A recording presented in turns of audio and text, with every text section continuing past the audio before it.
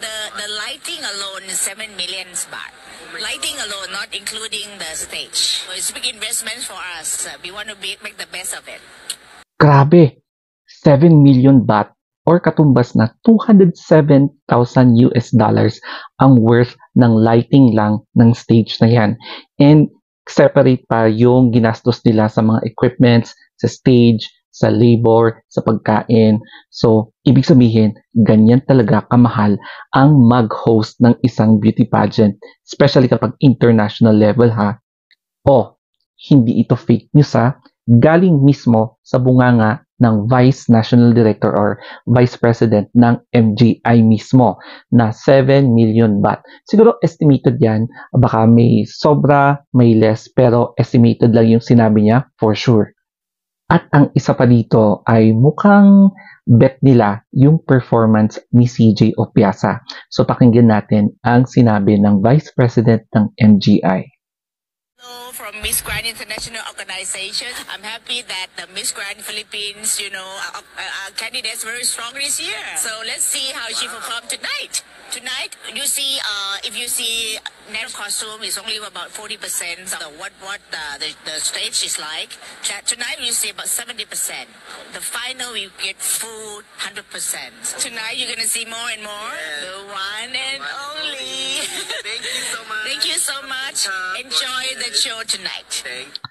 Wala talaga din ako masabi. Parang, alright. Okay yung lighting talaga. Okay yung mga LED kineme, yung LED animation, yung visual presentation. Talagang masasabi mo na pinagkagastusan talaga ng pamunuan ng MGI etong stage nila. Iba pa yung labor dyan na, iba pa yung mga talent fee, iba pa yung mga food, transportation, services, civil services. So, isa sa MGI, yung may pinaka-prepared, tsaka pinaka-bongga talaga na stage na makikita nyo sa international beauty pageants. Kahit na sabihin mong may history na medyo hindi pagkakaunawaan between the fans and MGI. So, undoubtedly, eto talaga yung pinaka-forte nila. And if you're going to compare it with other beauty pageant, makikita nyo talaga na pinaghandaan nila etong stage na to. So, nung unang-una, akala nyo walang tao. Yun pala, punong-puno pala yan, no? Kasi sa may event yan, syempre, national competition, preliminary competition. So, ganyan kagarbo talaga yung eksena ng Miss Grand International kapag may mga stage. So, now what definitely wants yung pinaka-prime, yung exuding talaga, yung performance, tsaka no wonder it is very marketable visually, physically, lahat na ng pwedeng kali-kali na yan, makikita mo sa stage na yan. And syempre, one word that I could describe is wow. No wonder umabot sa 8.5 million followers na ang tinamo ng Miss Grand International sa kanilang Facebook page.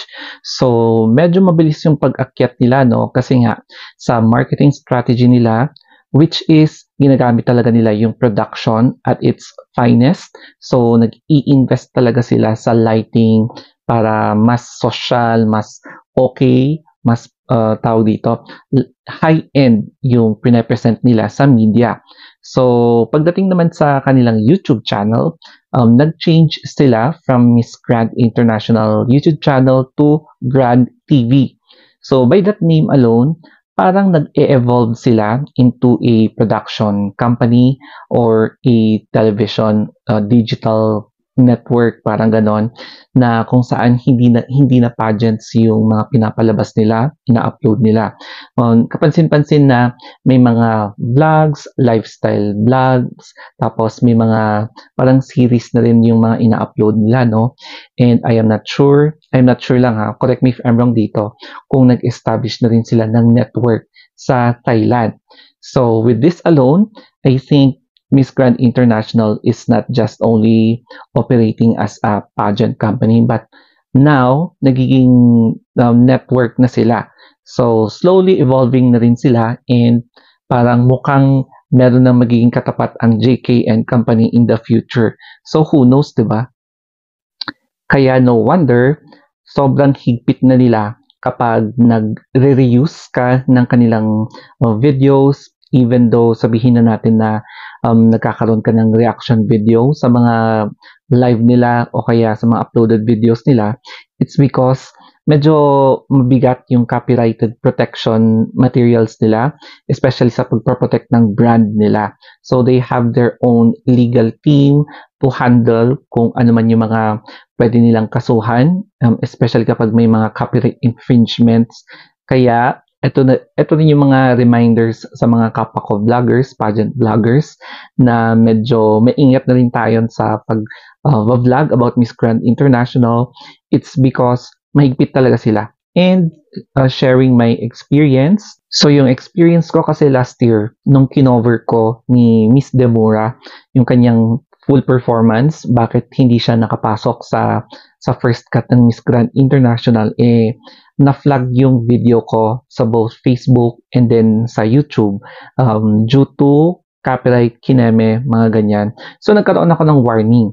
And upon receiving that warning, dinilit ko agad yung video ko bago pa man ako bago yung warning magiging violation. So kapag magkakaroon ka talaga ng violation, maapektuhan talaga yung YouTube channel mo and then yung Facebook account mo. So kasama na yan yung Facebook page, Facebook profile. Kaya medyo nag-iingat ako kapag tungkol sa Miss Grand International. Similar din yan kapag sa GMA and then sa ABS-CBN. Ganun na siya kahigpit. So konting re-upload mo lang sa kanilang videos, automatic ilang seconds pa lang yan, magkaka-notif na yan sa email mo and mabibigyan ka ng warning o kaya minsan tinitake down na agad yung video.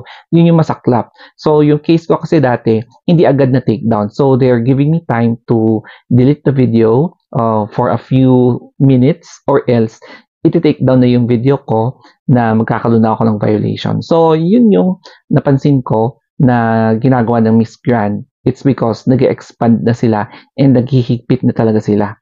Sa ngayon kasi, they consider Asia or in particular sa Southeast Asia bilang bagong epicenter ng beauty pageantry.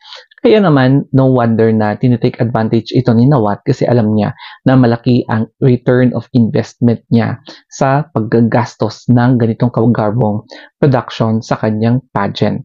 So, ang dami nag-i-sprout na beauty pageants here in Southeast Asia, di ba? And even from around the world. Pero mas malaki yung concentration kasi dito sa Southeast Asia and ang laki talaga ng market dito. So, that's it guys. Thank you for watching and also don't forget to follow me sa ating Facebook, sa Instagram account, The Story of Anthony, and then syempre lahat na lang ng social media accounts ko. So, thank you so much and be always positive.